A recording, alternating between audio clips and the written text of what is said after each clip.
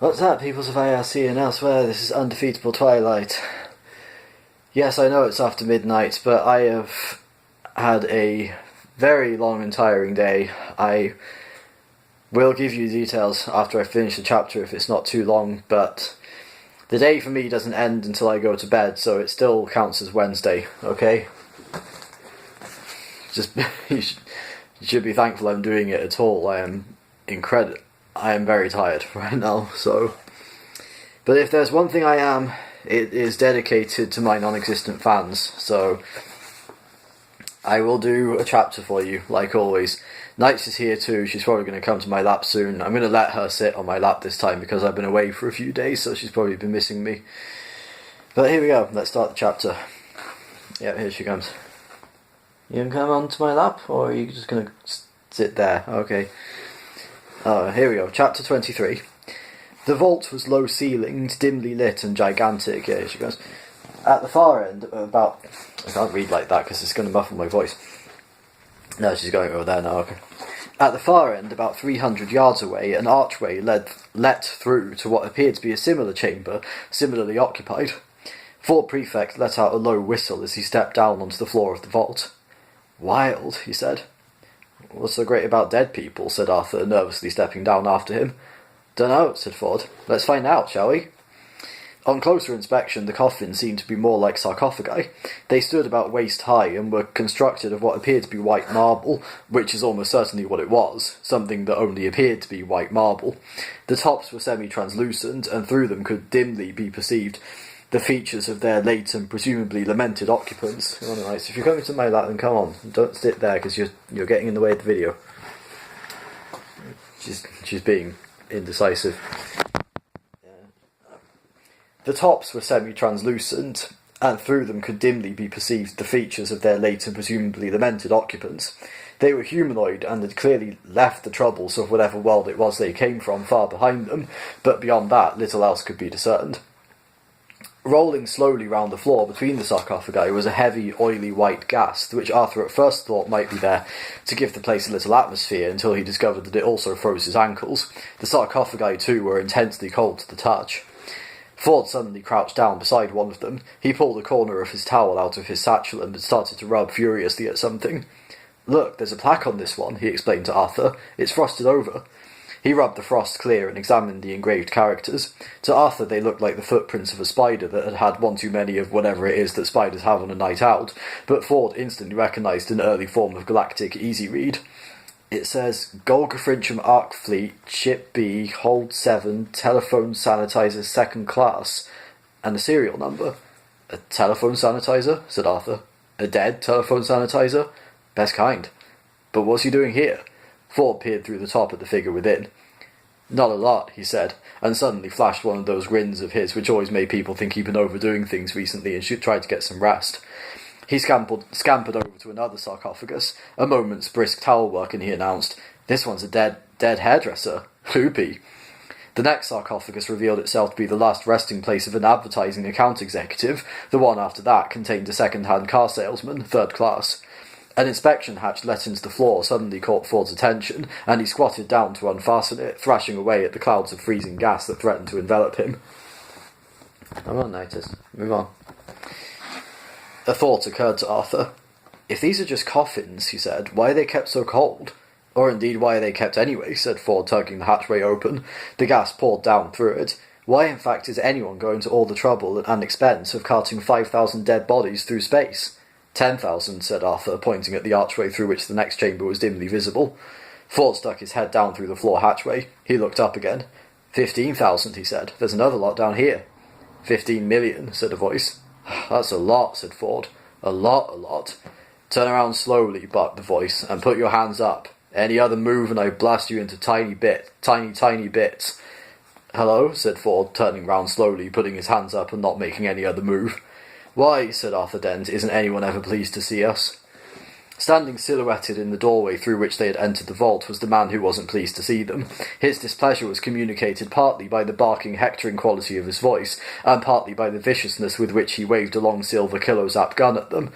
The designer of the gun had clearly not been instructed to beat about the bush. Make it evil, he'd been told. Make it totally clear that this gun has a right end and a wrong end. Make it totally clear to anyone standing at the wrong end that things are going badly for them. If that means sticking all sorts of spikes and prongs and blackened bits all over it, then so be it. This is not a gun for hanging over the fireplace or sticking in the umbrella stand. It is a gun for going out and making people miserable with. Ford and Arthur looked at the gun unhappily. The man with the gun moved from the door and circled round them. As he came into the light, they could see his black and gold uniform, on which the buttons were so highly polished that they shone with an intensity that would have made an approaching motorist flash his lights in annoyance. He gestured at the door. "Out," he said. "People who can supply that amount of firepower don't need to supply verbs as well." Ford and Arthur went out, closely followed by the wrong end of the kilo-zap gun and the buttons. Turning into the corridor, they were jostled by 24 oncoming joggers, now showered and changed, who swept on past them into the vault. Arthur turned to watch them in confusion. "Move!" screamed their captor. Arthur moved. Ford shrugged and moved. In the vault, the joggers went to 24 empty sarcophagi along the side wall, opened them, climbed in, and fell into 24 dreamless sleeps. There you have it. Short chapters, but stories are moving ahead. So, let me tell you another story. The story of my journey. So, I went to... Okay, nice is meowing. Mita! Okay.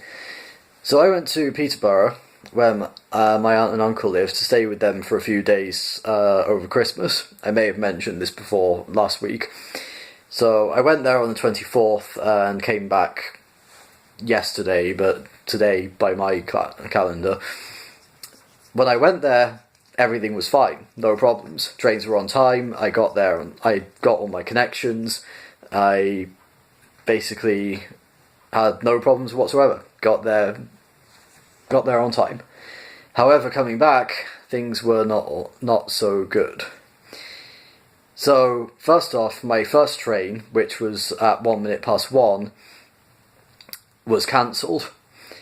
A lot of other trains were cancelled too, but this one was particularly annoying because right up until it said 13:01, and when I got to the station, which I think was at 12:30, something like that, it said on time. It said expected on time.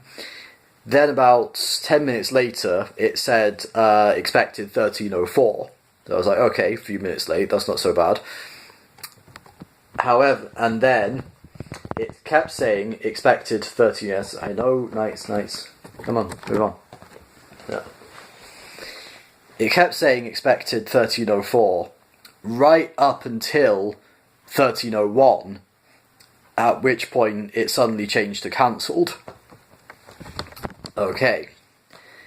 This did not make me very happy, mainly because it is very cold at the station, and I was waiting for the train to come so I could get inside and be somewhere where it's warm.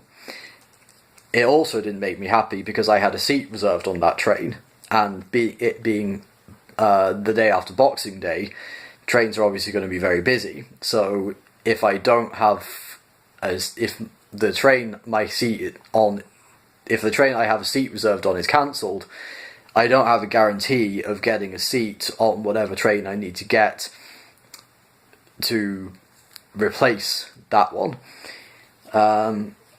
So I wasn't too happy about that. So I go to the ticket office and I say I need to get to Lancaster.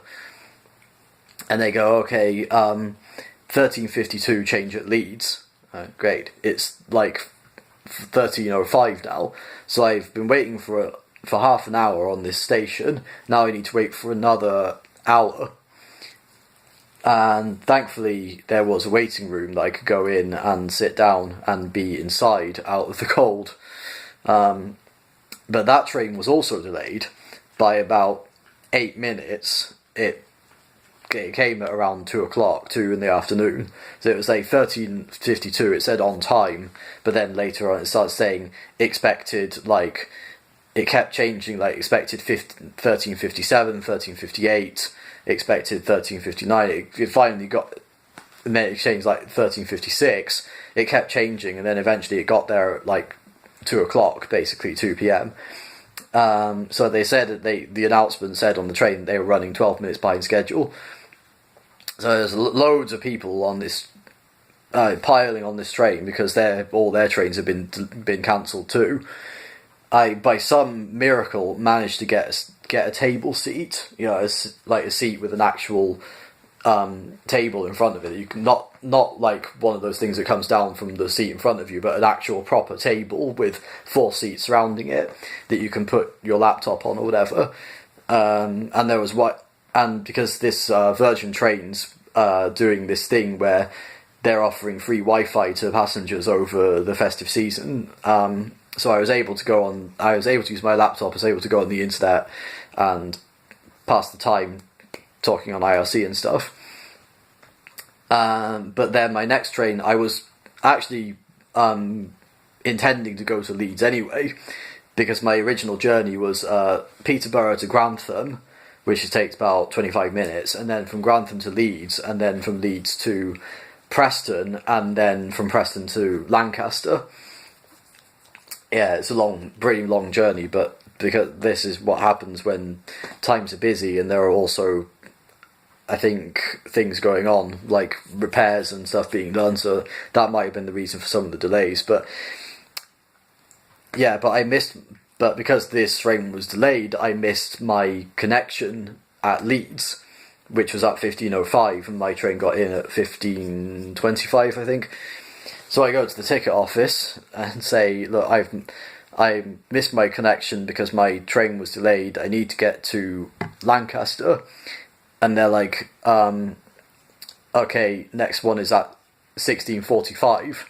So in basically 2 hours. Well, it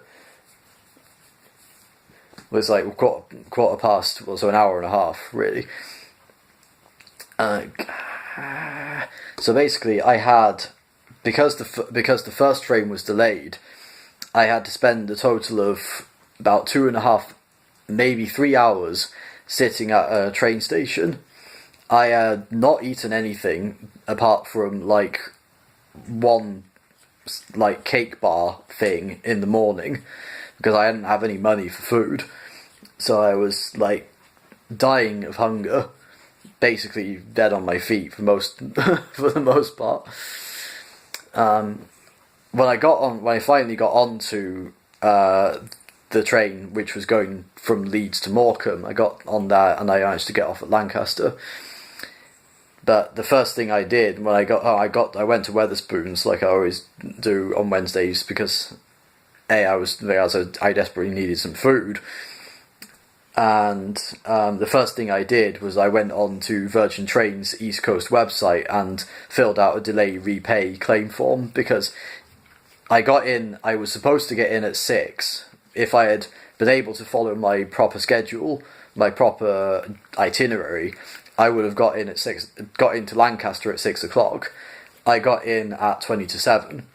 And they say on the website that if you are delayed by more than 30 minutes, you can claim compensation for the journey. And I was delayed by more than 30 minutes because I was delayed by 40 minutes. So the first thing I did was I went on their website and filled in, because it was their train that got cancelled, so that's why I was late. So they're who I'm complaining to. So I went on the website and I filled in a delay repay claim form and sent it off to them, and I'm just waiting for them to get back to me about that on that now.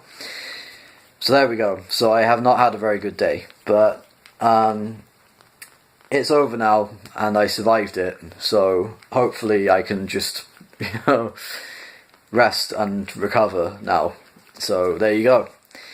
Anyways, thank you for watching this video. Please remember to like, comment, share and subscribe, and if you have subscribed, don't forget to click the little notification bell so you can be notified when I next post a video, because I do more than just this. Sometimes I just make videos on a whim about whatever I feel like talking about, so you never know what I'm going to do. So keep the notification bell on so you know when I'm when I'm posting new videos.